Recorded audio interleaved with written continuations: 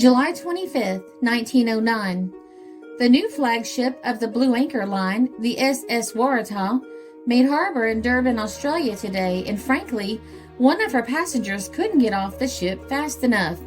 Claude G. Sawyer, an engineer and experienced sea traveler, then sent the following cable message to his wife in London. Thought Waratah top-heavy, landed Durban. Sawyer later testified to the London Inquiry that he had booked passage on Waratah through to Cape Town, but had decided to disembark at Durban as he had been nervous about the behavior of the ship during his voyage. He also claimed that he had been disturbed by visions he saw in dreams during the voyage of a man dressed in a very peculiar dress which I had never seen before, with a long sword in his right hand which he seemed to be holding between us. In the other hand, he had a rag covered with blood. Sawyer claimed that he took these visions to be a warning to leave the ship at the earliest opportunity. In any event, his decision to leave Waratah at Durban saved his life. The ship left Durban at approximately 8:15 p.m. on July 26th with 211 passengers and crew and vanished into history. The SS Waratah was launched on September 12, 1908. She was to be a new cargo and passenger vessel that was specially designed for their Blue Anchor Line trade between the United Kingdom and Australia. The owners wanted the ship to be an improved version of their existing steamer, the SS Geelong. As built, the Waratah was 465 feet long and 59 feet 4 inches abeam, with a mean draft of 30 feet 4 1/2 inches. She was assessed at 9,339 gross tonnage and had a dead weight of approximately 10,000. The vessel had a steel hull and 2 sets of quadruple expansion steam engines. Waratah had a cellular double bottom built along her entire length, and the hull was divided into 8 watertight compartments, which it was claimed rendered her practically immune from any danger of sinking. She was named after the emblem flower of New South Wales, which, if you're superstitious, had already had 4 ships carrying that name lost at sea. The Blue Anchor Line Waratah would be the 5th. Following delivery, the Waratah departed on her maiden voyage from London on November 5, 1908, with 689 third-class and 67 first-class passengers. She was under the command of Captain Joshua Edward Ilbery, a veteran of the Blue Anchor Line, with 30 years of experience and a previous master of the SS Geelong. She had a crew of 154. She left Cape Town on November 27th and arrived at Adelaide on December 15, 1908.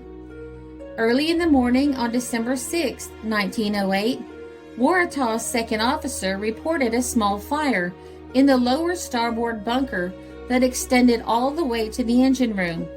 The fire was largely brought under control by noon on the same day, but continued reigniting until December 10th. The fire was apparently caused by the heat emitted by several reducing and steam valves located on the starboard side of the engine room. While the roof of the engine room was insulated, the starboard side evidently was not. The repairs were performed at Sydney to the chief engineer's satisfaction. From Adelaide, Waratah proceeded to Melbourne and Sydney and sailed back for London on January 9, 1909. She was carrying a cargo of food, wool, and 1,500 tons of metal concentrates. She arrived in London on March 7, 1909, to finalize her maiden voyage. After unloading her cargo, she was put into dry dock where she was inspected by the Lloyd's inspector and underwent some minor repairs. During her maiden voyage, Waratah was scrutinized by Captain Ilbery and his crew, as one of the criteria used in acceptance trials was the ship's handling and stability. Ilbery was not completely satisfied and, considering he was previously in charge of the Geelong, presumably reported to the owners that the ship did not have the same stability as his old vessel. He was especially concerned with the difficulty of properly loading the steamer to maintain her stability, which resulted in a heated exchange between the owners and the builders following the vessel's return to England. The subsequent inquiry into her sinking raised some disputed reports of instability on this voyage. On April 27, 1909, Waratah set out on her second trip to Australia, carrying 22 cabin and 193 steerage passengers, in addition to a large cargo of general merchandise, and had a crew of 119. The outward trip was largely uneventful, and the steamer arrived at Adelaide on June 6th after leaving Cape Town on May 18th. Upon loading approximately 970 tons of lead ore at Adelaide, the steamer continued to Melbourne and had to plow through a strong gale, which also complicated her berthing upon arrival there on June 11th.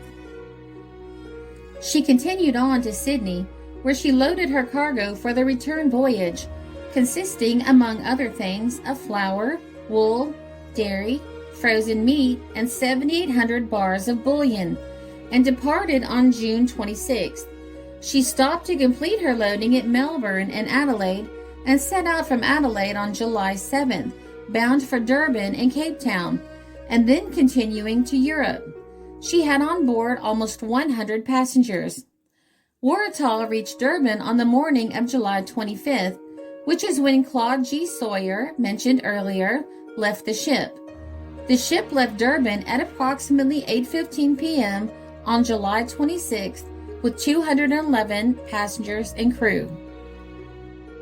The last confirmed sighting of the Waratah occurred at around 4 a.m. on July 27th.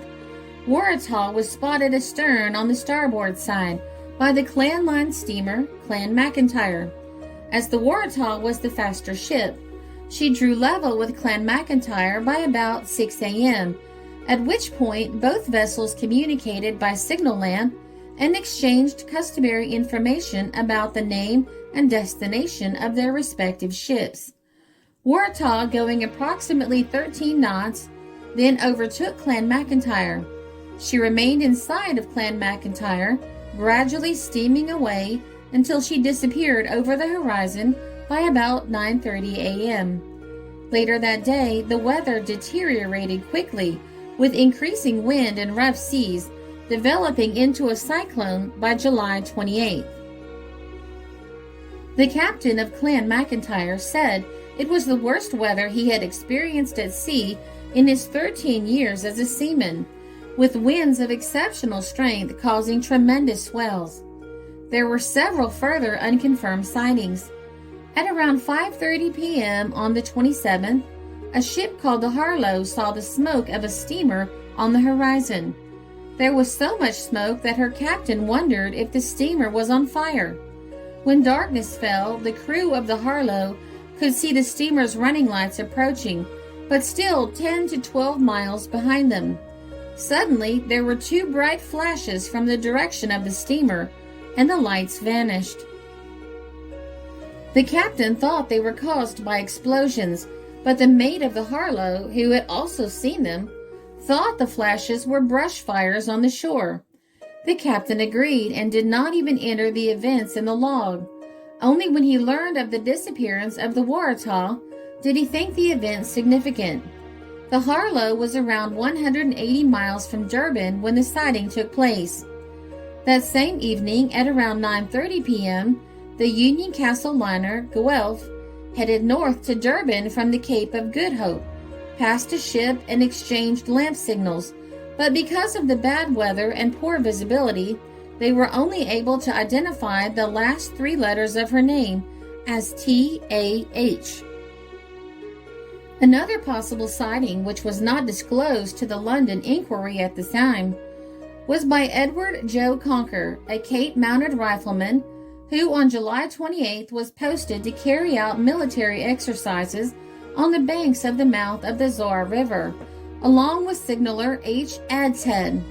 He recorded in his diary that he and Adshead had observed through a telescope a steamship which matched the description of the Waratah that appeared to be struggling slowly against heavy seas in a southwesterly direction. Conker observed the ship roll heavily to starboard, and then, before it was able to right itself, a following wave rolled over the ship, which then disappeared from view, leading Conker to believe it had gone under. Conker reported his sightings to his base camp and to his orderly sergeant, who apparently did not take the matter seriously. He did not come forward with his story until 1929. Waratah was expected to reach Cape Town on July 29, 1909, but never reached its destination. Initially, the non-appearance of the ship did not cause alarm, as it was not uncommon for ships to arrive at port days or occasionally even weeks overdue. As Waratah was considered unsinkable, it was at first thought likely that she had been delayed by a breakdown or mechanical fault and was still adrift. Fear started to grow for her safety when ships which had left Durban after Waratah and had traveled on a similar course began arriving at Cape Town and reported having seen no sign of her en route. The first search effort was launched on August 1st when the tugboat T.E. Fuller was sent out to look for any sign of the ship, but was forced to turn back after encountering dreadful weather. She later returned to search along the coast. The Royal Navy deployed cruisers HMS Pandora, HMS Forte, and later HMS Hermes to search for the Waratah. The Hermes, near the area of the last sighting of the Waratah, encountered waves so large and strong that she strained her hull and had to be placed in dry dock on her return to port. On the 10th of August, 1909, a cable from the colony of Natal reached Australia reading, "Blue anchor vessel sighted a considerable distance out, slowly making for Durban. Could be the Waratah." The chair of the House of Representatives in the Australian Parliament halted proceedings to read out the cable, saying, "Mr. Speaker has just informed me that he has news on reliable authority that the SS Waratah has been sighted making slowly towards Durban." In Adelaide, the town bells were rung, but the ship in question was not the Waratah. Numerous other ships in the area joined the search, including the Waratah's sister ship, Geelong, which deviated from its course from Cape Town to Adelaide to search waters east of the colony of Natal, where the Waratah was thought to be possibly drifting. The German steamship Goslar also kept special lookout for the Waratah for 1,262 miles of ocean while en route from Port Elizabeth to Melbourne. On August 13, 1909, the steamship Insizwa reported sighting of several bodies off the mouth of the Bashi River near the location of the last confirmed sighting of the Waratah. The captain of the Tottenham also allegedly saw bodies in the water more than 2 weeks after the Waratah disappeared. The tug Harry Escombe was sent out to search for the bodies, but failed to find any. It did, however, find floating objects which resembled human bodies, which turned out to be dead skate. Hope remained that Waratah was still afloat and drifting. This was bolstered by the experience of the steamer SS Waikato, which had, in 1899, broken down off the Cape and had drifted eastwards for over 100 days, covering 2,500 miles, before being discovered and towed to Australia. Waratah had enough provisions on board to last for a year. However, as no radio was installed as part of her build, she would have been unable to communicate with any ships beyond visual range. In September 1909, the Blue Anchor Line chartered the Union Castle cargo ship Sabine to search for the Waratah. The Sabine was specially fitted out with searchlights and other equipment. Its search covered 14,000 miles and zigzagged across the drift path of the aforementioned Waikato, but yielded no results. With no sighting of the ship for over 4 months, Waratah was officially posted as missing at Lloyd's of London on December 15, 1909. However, in early 1910, relatives of the Waratah's passengers made one further attempt to locate the ship and chartered the Wakefield, which conducted a search for 4 months, covering 15,000 miles. This again proved unsuccessful. The Board of Trade inquiry into the disappearance was held in December 1910 at Caxton Hall in London. It quickly came to focus on the supposed instability of the Waratah. Evidence was greatly hampered by the lack of any survivors from the ship's final voyage, other than the small number, including Claude Sawyer, who had disembarked in Durban. Most evidence came from passengers and crew from the Waratah's maiden voyage, her builders, and those who had handled her in port. The expert witnesses all agreed that the Waratah was designed and built properly and sailed in good condition. She had passed numerous inspections, including those by her builders, her owners, the Board of Trade, and 2 by Lloyd's of London, who gave her their top rating in addition to the 2 valuations and inspections Lloyd's had made of the completed Waratah. However, many witnesses who had traveled on the ship testified that the Waratah felt unstable, frequently listed to one side even in calm conditions, rolled excessively, and was very slow to come upright after leaning into a swell, and had a tendency for her bow to dip into oncoming waves rather than ride over them. One passenger on her maiden voyage said that when in the Southern Ocean, she developed a list to starboard to such an extent that water would not run out of the baths, and she held this list for several hours before rolling upright and then settling down to a similar list on the other side. This passenger, physicist Professor William Bragg, concluded that the ship's metacenter was just below her center of gravity. When slowly rolled over towards one side, she reached a point of equilibrium and would stay leaning over until a shift in the sea or wind pushed her upright. Other passengers and crew members commented on her lack of stability, and those responsible for handling the ship in port said she was so unstable when unladen that she could not be moved without ballast. But for every witness of this opinion, another could be found who said the opposite. Both former passengers and crew members, ranking from stokers to a deck officer, said the Waratah was perfectly stable, with a comfortable, easy roll. Many said they felt she was especially stable.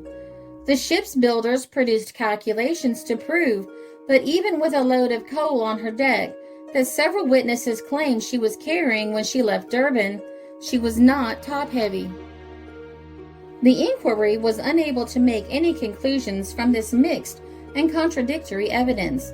It did not blame the Blue Anchor Line, but did make several negative comments in regard to the company's practices in determining the performance and seaworthiness of its new ships, due to the lack of correspondence between Captain Ilbery and the owners on the subject. It is certainly true that many passenger ships of the period were made slightly top-heavy. This produced a long, comfortable, but unstable roll, which many passengers preferred to a short, jarring, but stable roll. Many transatlantic liners were designed this way, and after a few voyages, those operating them learned how to load, ballast, and handle them correctly, and the ships completed decades of trouble-free service. It may have been the Waratah's misfortune to encounter an unusually heavy storm or freak wave on only her second voyage, before she could be trimmed correctly. This slightly top-heavy design could also account for the strongly opposed opinions of witnesses about whether or not the ship felt stable. An inexperienced or uninformed person on the ship might conclude that the long, slow, soft roll of the ship felt comfortable and safe, while someone with more seagoing experience or a knowledge of ship design would have felt that the same motion was unstable. In regards to the witnesses claiming the Waratah's instability in port when unladen, this may have been true. However, virtually all ocean-going ships need to be ballasted to some extent when moved unladen, so the Waratah was certainly not unique in this respect. The witnesses would have been well aware of this, that they still came forward to attest that they regarded the Waratah as dangerously unstable in these conditions does suggest that the ship was exceptional in some respect. The inquiry concluded that the 3 ships reporting potential sightings of the Waratah on the evening of July 26th could not all have seen her, given the distance between them and the time of the sightings, unless the Waratah had reached the Bashi River and exchanged signals with the Clan McIntyre, but then turned around and headed back to Durban to be sighted by the Harlow. There were several theories put forward to explain the disappearance. The 2 most likely are as follows. A rogue wave. One theory advanced to explain the disappearance of the Waratah is an encounter with a rogue wave in the ocean off the South African coast. Such waves are known to be common in that area of the ocean. It is most likely that the Waratah, with what seems to be marginal stability and already plowing through a severe storm, was hit by a giant wave. This either rolled the ship over outright or stove in her cargo hatches, filling the holds with water and pulling the ship down almost instantly. If the ship capsized or rolled over completely, any buoyant debris would be trapped under the wreck, explaining the lack of any bodies or wreckage in the area. This theory was given credibility through a paper by Professor Mallory of the University of Cape Town in 1973, which suggested that waves of up to 66 feet in height did occur between Richards Bay and Cape Agulhas. This theory also stands up if the Waratah is assumed to have been stable and seaworthy. Several ships around the Cape of Good Hope have been severely damaged and nearly sunk by rogue waves flooding their holds. The cargo shifted. The Waratah was carrying in her cargo holds around 1,000 tons of lead and 300 tons of lead ore concentrate, which is known under certain circumstances to liquefy due to the motion of the ship. This can affect the stability of the ship due to the free surface effect, potentially causing it to capsize. Today, ore concentrate is treated as hazardous cargo, with special measures required for its transport in ships. However, in 1909, there was little awareness about the dangers of carrying this material. The Waratah's disappearance, the inquiry, and the criticism of the Blue Anchor Line generated much negative publicity. The line's ticket sales dropped severely, and, coupled with the huge financial loss taken in the construction of the Waratah, which, like many ships of the time, was underinsured, forced the company to sell its other ships to its main competitor, P&O, and declare voluntary liquidation in 1910. A number of attempts at locating the wreck have taken place, in particular under the leadership of Emlyn Brown. Attempts to locate the Waratah took place in 1983, 1989, 1991, 1995, and 1997.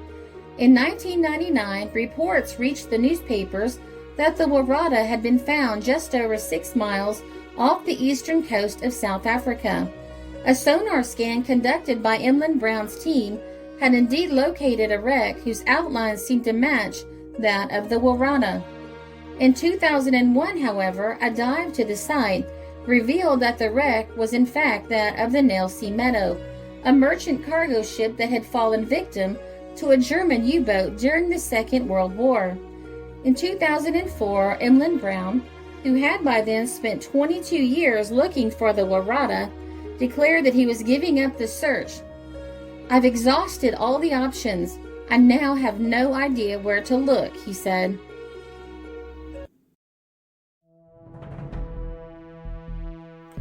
The information for this story came from Lloyd's of London, Steamships and Motor Ships, 1909 to 1910, the Evening Journal, Adelaide, December 15, 1908, the Bridgeport Evening Farmer, September 11, 1909, the Columbia Herald, August 27, 1909, the Daily Alaskan, November 17, 1909, the Marion Daily Mirror, August 13, 1909, the Newark Star, August 21, 1909, the Oaks Times, September 23, 1909, the Paducah Evening Sun, August 13, 1909, the Times Promoter, August 19, 1909, the official Waratah Rec Report, and Wikipedia.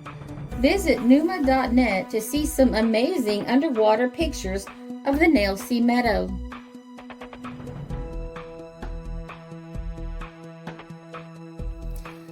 This is a Country Road production because history is fascinating.